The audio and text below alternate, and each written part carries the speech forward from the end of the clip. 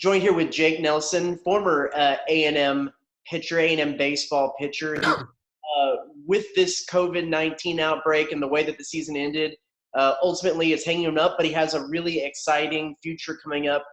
Jake, first, why don't you start out, if you don't mind, talking a little bit about what went into the decision to not become a super senior, because as I've heard, the opportunities are really great for you moving forward away from baseball. Yeah, I mean, it was a myriad of different issues that kind of culminated in me deciding not to come back to A&M for what would be my sixth year. One was just because of how hilarious that sounds, but no, two was just my degree program was finishing up. I was set to graduate and will be graduating this spring with a master's degree in real estate finance. And just I would have to start another master's degree and spend more money on school and, take out more loans and things like that. And I didn't think that it was the right time for me to do that. I have a job offer now with Regions Bank that I had accepted last fall after doing an internship with them the previous summer.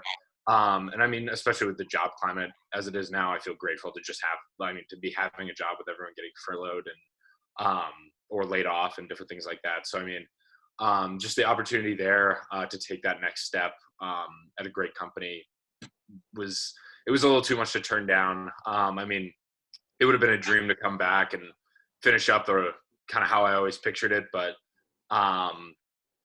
having the opportunity that I have and having it set up so nicely that I graduate and get to go to work, it was just too much to turn down. Sure. Yeah. How much time did you take in that decision-making process? I know like you said, you already accepted the job in the fall. So did you kind of already feel like maybe you had made a decision for yourself? What kind of went into that time? What was that time frame and what kind of went into that decision-making process? Yeah. I took some time after the season came down because, you don't want to make an emotional decision like that. Obviously being super disappointed that the season got canceled and everything. That was obviously a very emotional time for my family and I. And I didn't want to make any rash decisions. Coach was fine with that. Coach Childress was totally fine with me taking as much time as I needed to decide whether I wanted to come back or not. And he was great the whole way.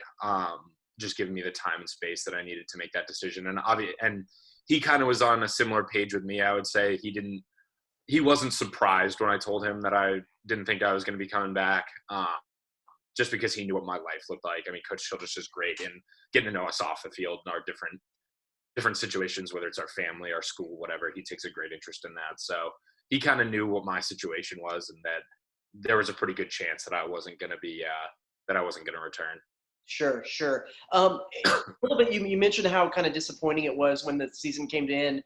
Go back in your headspace a little bit to where you were there, because it seemed like things were really starting to click for you. It seemed like you were finally found your role and were really clicking. What was the season like leading up to that point, and then just how difficult was it for you as a senior with kind of the way things were rolling for it to end the way it did?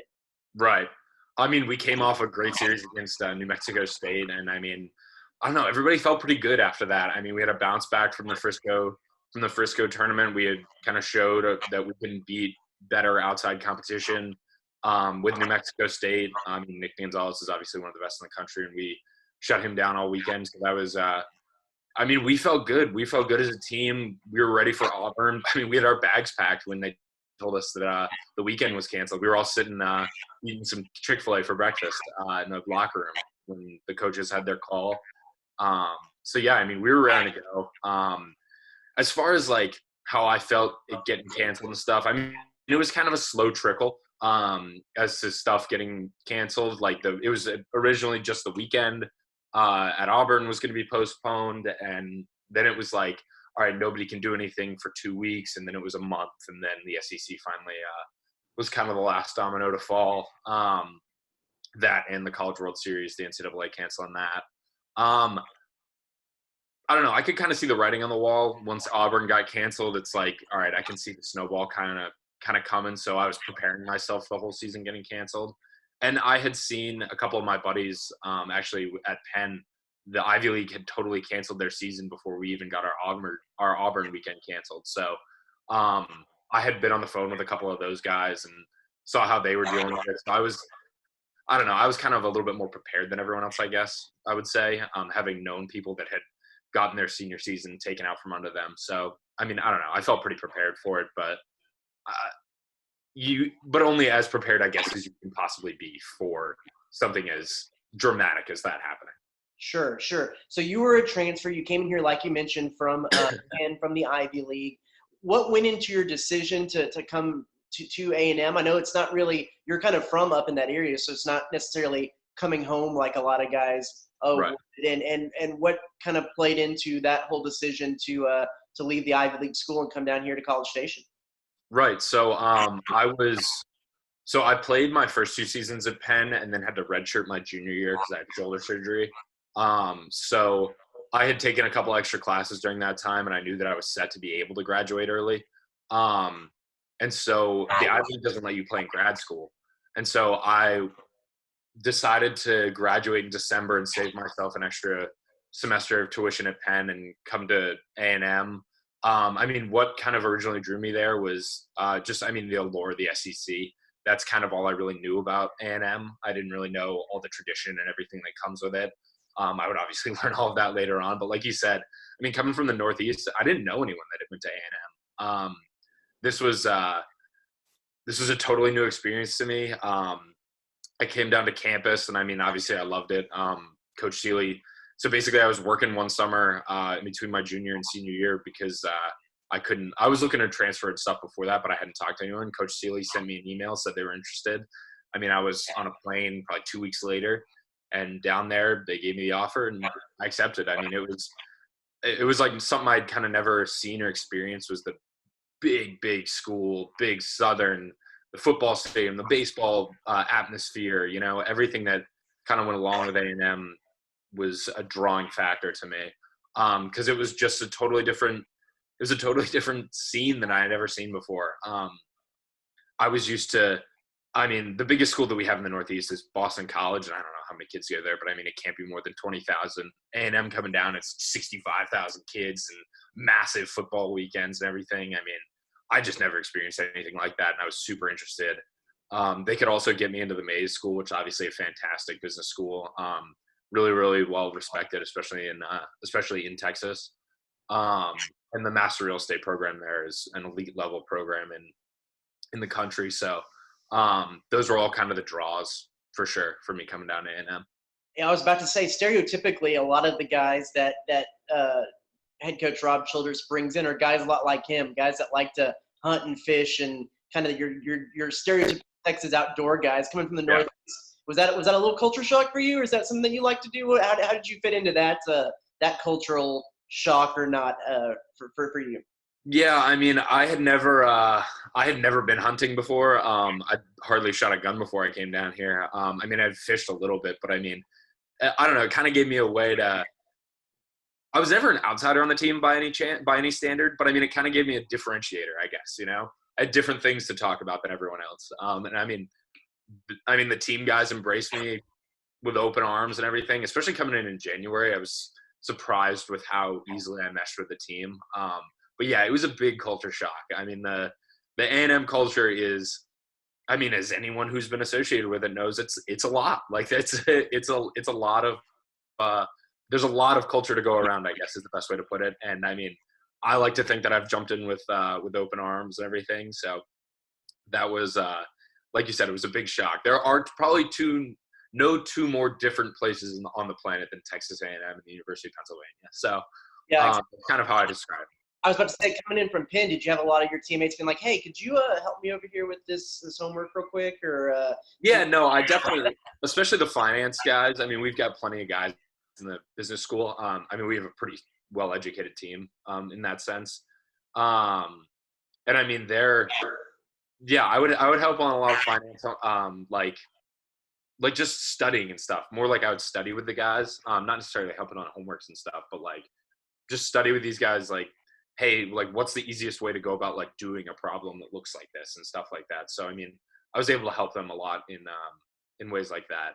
I would say that I was definitely the business tutor on the team, where like a guy like Chris Webber was like the science tutor kind of. I was definitely the business guy That's cool. on the team. That's cool. So you mentioned this internship with Regions Bank that you did that turned into the job. How did you land that internship? What did that kind of entail, and what is the work situation looking like, or going to look for like for me moving on? Yeah, so it's a requirement of my program that we go out and get an internship, or else I would have just played ball for a summer. So that I started with a bunch of different websites that the school offers to help secure an internship, and I still had access to some of my Penn stuff, so I was going through there too. But I ended up somebody sent an email from Regions saying they were looking for people for my program specifically. So we all got that as kind of a massive blast. I shot my resume out there. Had a couple of phone interviews because I was doing this during the season, so I couldn't get up to Dallas. But yeah, no, the Regions guys really liked me, so they offered me the internship for the summer. I was on their income property finance team. So that's basically like what we call the four main food groups in real estate: multifamily, office, industrial, and retail. So those are the kind of like the four main food groups. So we deal with all those. And I mean, basically it's like if somebody needs $100 million to build an office building in Denver, then they'll reach out to us and a bunch of different banks. And my job is to go in and figure out if this building will ever get enough rents and enough money to be able to pay us back the 100 million plus interest. That's essentially bare bones what my job is. So that's what I'm going back and doing this summer. And I mean, I'm excited. I've been able to touch like I said, a lot of different property types. And I mean, working for a bank gives you a pretty good base understanding of the market. So I'm excited. It's gonna be a blast. I really enjoy this stuff. What was the conversation like with some of your teammates? I know some of the guys I've talked to already knew about you moving on to this next phase of your life. What was that conversation like? It seemed like, of course, a lot of these guys understood where you're coming from with it, and kind of in a way expected it from you with what you were able to excel at school wise while you're at A&M. Yeah, I mean, we also used to make jokes about me coming back for a sixth year just for the fun of it. I mean, that was always something we joked about on the team and such. But no, I mean, I think that they all knew me well enough to know that, I mean, I kind of thought it was time for me to move on after this season, like whether that was pro ball or going into the workforce. I mean, this was probably going to be my last year. I mean, 5 years of college baseball is a lot of college baseball. As much as I love A&M and everything like that, being 23, going on 24, it's time for me to start the next chapter of my life for sure. For sure. And as you look back, I mean, it sounds like even though your time at A&M was short, you were able to still kind of make the most of it. Do you feel like you got out of not only the school but the baseball aspect of making that transfer and playing a little bit more ball? How do you mean? Sorry, I guess I didn't understand the question. Sure. Do you feel like you feel like making that transfer down to A&M was the right decision for you now in hindsight, looking back? Oh, absolutely. To have the experience that you wanted and get the education that you wanted as well. No, absolutely. I can't think of a better place I could have done my graduate degree and gotten the elite level school aspect as well as the elite level baseball aspect. I mean, being able to compete every day in the SEC, I mean, it's without a doubt the best college baseball conference in Division I. I mean, it's not even close. So, I mean, the level of competition I got to saw, the guys I got to play with, who are going to go on and be big leaguers and be high level pro guys. I mean, it's an experience that I wouldn't trade for anything. Getting out there in front of the Olsen faithful every single night was fantastic. I mean, that was so much fun. Getting to play the big stadiums, the LSUs, what would have been Florida and Mississippi State this year, which would have been sick. But no, yeah, I mean, just getting out there at Olsen every day, and I mean, having the facilities that we had, having the resources that we had. I mean, they were second to none. I mean, it was fantastic. The support staff, everybody. I mean, there's so many people to thank for the fantastic opportunity that we all have as athletes here. So, I mean, I can't imagine a better place to have gone to play for my fourth and fifth years. Did you have one on the field memory that stands out to you as like that was my favorite time to be an Aggie? Probably getting to play in the regional last year. That was something that I never got to experience at Penn. So that was a blast. That was definitely a favorite. And Blom hitting that walk-off bomb. I mean, that was probably the coolest sports moment I've ever had, and been able to be a part of. I mean, the stuff you dream about when you're a kid, and getting to run in with Jaws and Coach Simons from the bullpen. That was cool. Right after that, I watched that video a lot. I've heard he's totally still great about hearing about that home run over and over again. Yeah, no, he never brings it up, Bryce. I live with him. He never brings it up. We're always the ones to bring it up, but I think he likes it. I mean, I would like. I like talking about it, and I'm not even him. So, but no, he's super humble about it. Actually, he never brings it up. We're always the ones that bring it up. But I mean, other than that,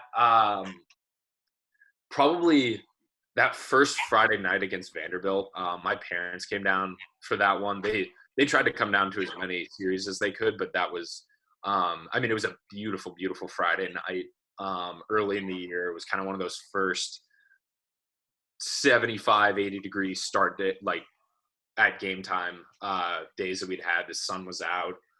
First SEC series last year. I mean, that was kind of it was like, man, this is legit. Like, this is the real deal out here. Especially with a team like Vanderbilt that went on to win it all. Just being on the field with the guys we have and those guys, that was a really cool experience, and something that I'd never gotten to experience before that. So that was definitely one of the better moments. So are you already up in Dallas, or are you back in the Northeast for a little bit? What's the next couple weeks, months look like for you? Yeah, no, I'm actually up with my girlfriend's family here in Southlake. They've been gracious enough to kind of take me in because it's 20 hours by car back to my place, and I didn't really want to do that. And also, I didn't want to fly and like possibly get it in an airport or something like that. So they've been gracious enough to take me in for the last couple weeks. So I'm up with them right now. My start date for regions was actually supposed to be June 29th, but they wanted me to start earlier, so that was fantastic. I'm actually starting next Monday. Wow, that's great. That's great. So yeah, they bumped me up 7 weeks. Great.